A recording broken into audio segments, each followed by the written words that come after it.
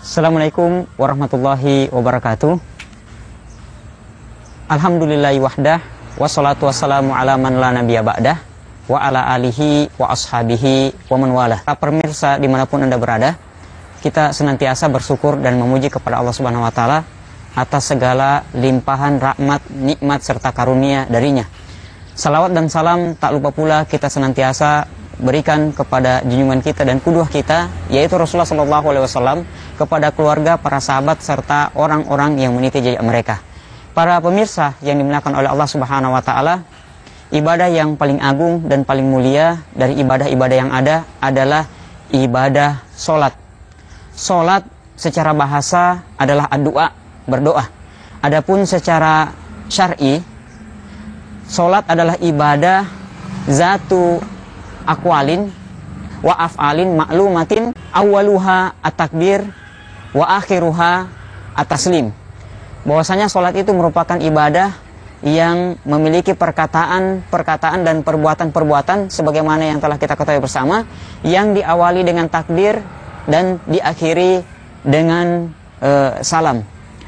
Salat ini diwajibkan oleh Allah Subhanahu wa Ta'ala kepada Nabi kita Muhammad SAW ketika Nabi kita SAW melakukan Mi'raj, yaitu perjalanan ke langit yang ke-7 sampai ke Sidratul Muntaha di momentum yang agung dan mulia. Dan kewajiban ini diterima langsung oleh Nabi kita SAW tanpa perantaraan malaikat Jibril.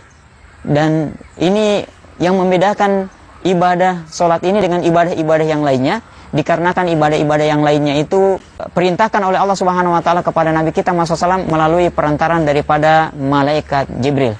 Para pemirsa yang dimuliakan oleh Allah Subhanahu wa Ta'ala, salat merupakan rukun Islam yang kedua dari rukun Islam yang 5. Berkenaan dengan hal ini, Jibril alaihissalam pernah datang kepada Nabi kita SAW dalam wujud manusia untuk menanyakan perkara-perkara yang pokok dan penting dalam Islam.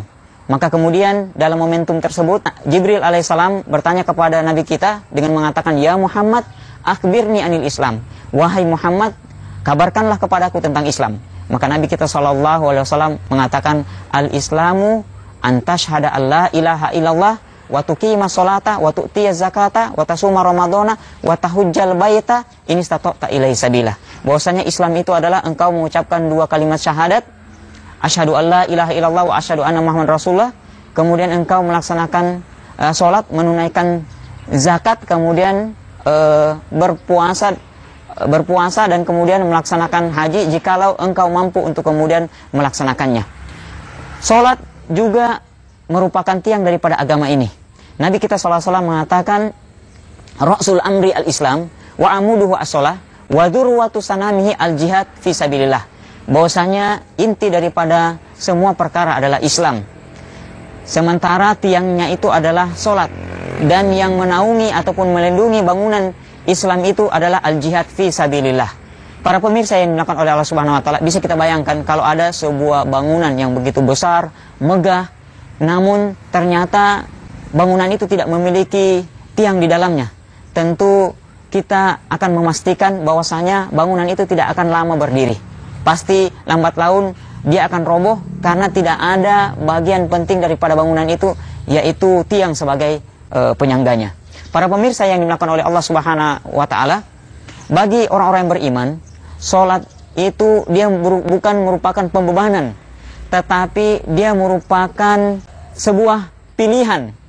Hal ini dikarenakan sekaligus sebagai sebuah kemuliaan. Hal ini dikarenakan karena orang-orang soleh, baik terdahulu maupun saat ini, mereka terkait dengan ibadah yang satu ini, mereka melaksanakannya tidak mencukupkan dengan sholat yang wajib saja yang kita kerjakan dalam sehari semalam sebanyak 5 kali. Namun mereka melakukan lebih daripada itu. Bahkan ada daripada ibadah-ibadah sholat, yaitu ibadah sunnah selain daripada sholat 5 waktu itu, yang mereka laksanakan di waktu di mana waktu itu sangat diinginkan oleh kebanyakan orang untuk mereka beristirahat, yaitu pada sepertiga malam yang terakhir.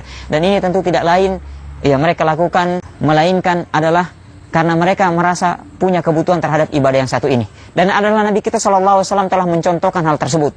Nabi kita SAW dahulu ketika pernah bertemu dengan Bilal, yang pada waktu itu Bilal bertugas sebagai muazin, beliau mengatakan kepada Bilal, "Ya Bilal, arihna bisolah." Wahai Bilal, istirahatkanlah kami dari kepenatan kesibukan kita dengan cara melaksanakan sholat. Para pemirsa yang dimuliakan oleh Allah Subhanahu wa Ta'ala, sholat sebenarnya diwajibkan kepada mereka yang telah balik. Namun dikarenakan ibadah ini adalah ibadah yang agung dan mulia, butuh pembiasaan, maka dianjurkan untuk dilaksanakan dari usia belia. Berkenaan dengan hal ini, Nabi kita SAW pernah bersabda, "Muru abna'akum bis sholati wahum abna'u sab'i sinin." Perintahkan anak kalian untuk melaksanakan sholat di mana pada waktu itu umur mereka 7 tahun. Wadribuhum 'alaiha bi asyrin wa farriqu bainahum fil madaji. Dan kalau mereka sudah 10 tahun maka hendaklah kalian memukulnya dengan pukul, tentunya pukul pendidikan, bukan pembinaan, bukan pelampiasan. Dan pisahkan ranjang mereka, tempat tidur mereka dengan tempat tidur daripada orang tua mereka. Para pemirsa yang dimuliakan oleh Allah Subhanahu wa Ta'ala, sholat meskipun dilakukan secara berulang setiap hari, terkesan biasa, namun ternyata bisa mendatangkan sesuatu yang baik bagi yang melaksanakannya, yaitu di mana ketika itu dilaksanakan tepat pada waktunya, ini akan mendatangkan kecintaan Allah Subhanahu wa Ta'ala. Bisa kita bayangkan ketika Allah Subhanahu wa Ta'ala mencintai seorang hamba, tentu hamba tersebut itu akan mendapatkan tempat tersendiri di Allah Subhanahu wa Ta'ala. Abdullah bin Mas'ud pernah bertanya kepada Rasulullah SAW, "Ya Rasulullah, ayyul a'mali ahabbu ilallah?" Wahai Rasulullah, amalan apakah yang paling dicintai oleh Allah Subhanahu wa Ta'ala? Maka Nabi SAW menyebutkan yang pertama adalah as-sholatu ala waktiha, yaitu melaksanakan sholat pada waktunya. Para pemirsa yang dimuliakan oleh Allah Subhanahu wa Ta'ala, sholat ini tidak boleh dianggap sepele, karena terdapat ancaman dari Allah Subhanahu wa Ta'ala dan Rasulnya. Begitu juga orang-orang soleh terdahulu, khususnya dari kalangan para sahabat radhiyallahu anhum jami'an. Allah Subhanahu wa Ta'ala mencela mereka dan menjanjikan ancaman bagi mereka. Di dalam Al-Quran Allah Subhanahu wa Ta'ala mengatakan, "Masalakakum fi sakor, qalu lam nakum minal musallin." Apa yang menyebabkan kalian penghuni neraka masuk ke dalam neraka Sokor? Maka mereka mengatakan, kami dahulu tidak termasuk orang yang menjaga atau melaksanakan sholat. Ini bagi mereka yang meninggalkan atau tidak melaksanakan sholat. Sementara dalam ayat yang lain Allah Subhanahu wa Ta'ala mengancam bagi mereka yang sholat tetapi ada kekurangan di dalamnya. Mereka melaksanakan sholat di luar daripada waktunya. Allah Subhanahu wa Ta'ala mengatakan, "Fawailul lil musallin alladzina hum an sholatihim sahun." Maka kecelakaanlah bagi orang-orang yang sholat. Bisa-bisanya orang sholat itu dikatakan Allah orang yang celaka. Hal itu dikarenakan mereka melaksanakan sholat sudah keluar dari waktunya.